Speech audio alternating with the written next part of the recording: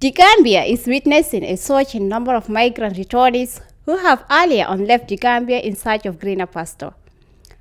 Over the years, some have come back voluntarily, while others were forced to come back. The socio-economic risks, coupled with the fragile democratic process, has made their integration in their communities a challenge.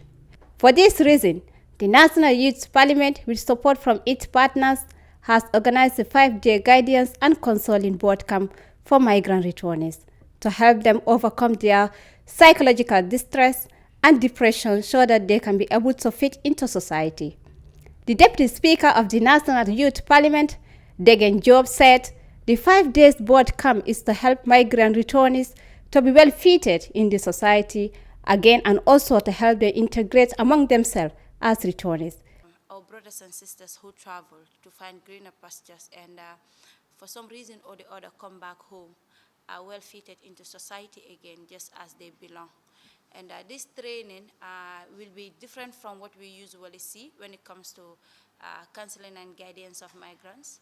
We will have series of outdoor activities to make sure we're not only confined to this in this room talking about theories, but we are also outside to interact with each other, maybe play games, maybe do other forms of interaction to make sure at the end of the day when we leave here, we well understood how to help each other integrate as migrant returnees, but also we have counseled each other to a certain extent so that our minds are at ease, that where we come back is not anywhere strange, but is home. Ami Job, a human traffic returnee, said she was trafficked by an immigration officer in 2014 when she lost her dad.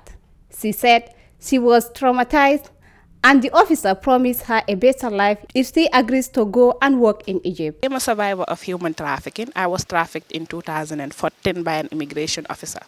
So I was promised a job in Egypt because this person knows that I am a person who has gone to school. I am a very active person, so maybe, and I have some difficulties by then because by then I just lost my dad. So it was a trauma moment for me. So when I reached there, I began to suspect that it wasn't a right place for me. So I was told I am going to work I am going to work as a maid, and it was really surprising for me to know because I mean I've never done that type of work here. So I have been working all my life. So it's something that I have to cope with to try to build a new life in Egypt there, not knowing anybody there, and you have nobody to talk to. So it was always not an easy moment. But when I went there and realized that place isn't for me, that place was not a place that I have to be. I have to struggle and fight back to come back home. And upon my arrival, it was very difficult because you will face all sort of discrimination, all forms of stigmatization from the society.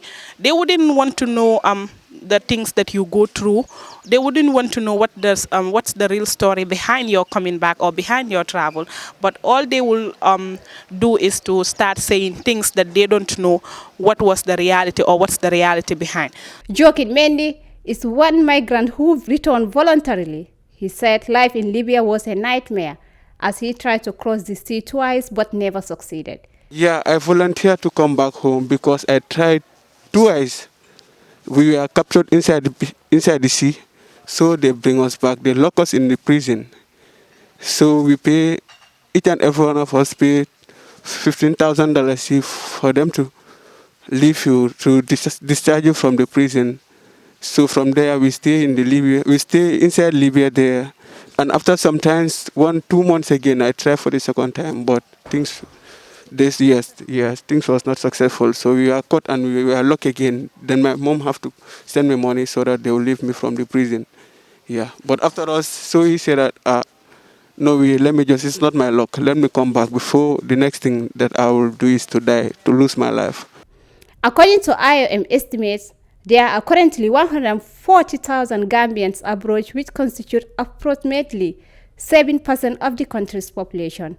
The surge in young people taking the perilous journey across the Sahara Desert through the Mediterranean Sea to reach Europe has had serious implications on communities and national development.